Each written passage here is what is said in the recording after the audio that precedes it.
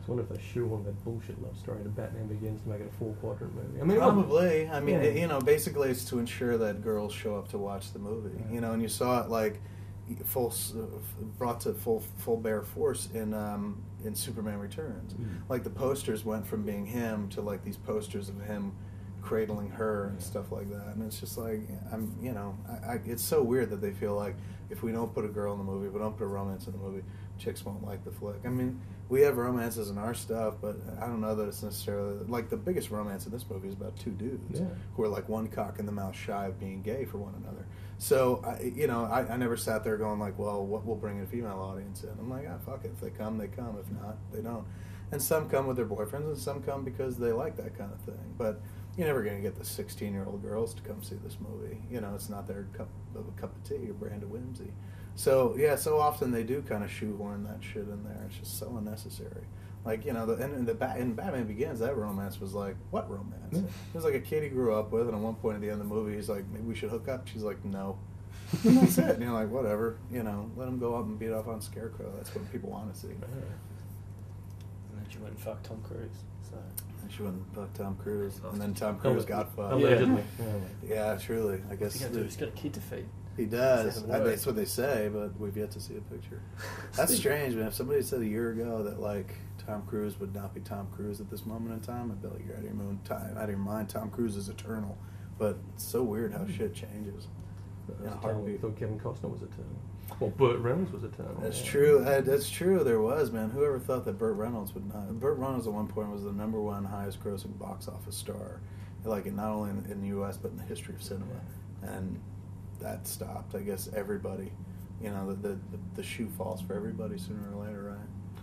If I was like Brad Pitt or fucking George Clooney right now, I'd be like, what can I learn from this to avoid this pitfall? But he'll be back, and it's not like he's going to go very far.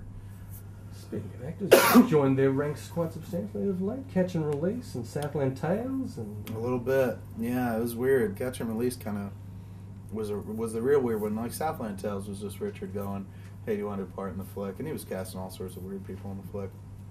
I often think it seemed like a dare.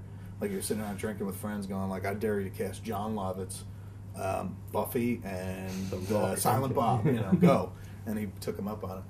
But that one was, that one I could kind of get my head around just because we're friends.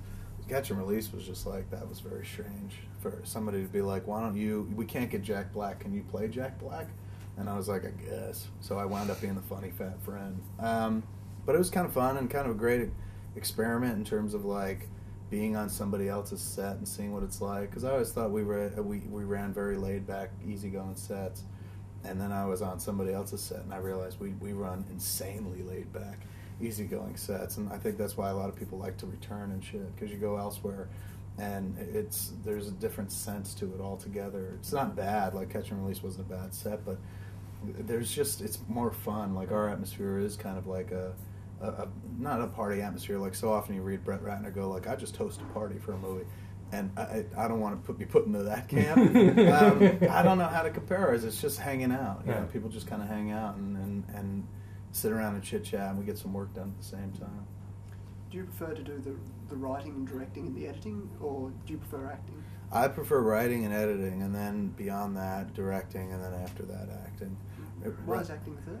Sorry. Yeah, I don't know. It's just not like I didn't get into it because like, man, I want to be an actor and see myself in movies. Like the only reason I couldn't have jumped into the Silent Bob thing was because I felt like this might be the only movie we're ever going to make. I at least want to be in it, you know. And then it just kind of, I kept bringing Jay back, so I kept bringing Silent Bob back. But you know, what I do is barely acting. I just sit there and react and shit like that. You know, like in this movie, Jeff is acting, Rosario is acting. I'm just kind of making goofy faces, putting my hair in pigtails. So it never really feels like acting. I'm just not way into it. I'm not very good at it too. Like when I was in Catch and Release, you know, I saw what good acting was in terms of people who can take the script as written and without changing a word, deliver it and make it sound natural. Whereas like I couldn't do it. I would take my lines and try to recite them, and it just sounded weird. So I had to kind of colloquialize them, kind of put them in through my own filter and speak them the way I would.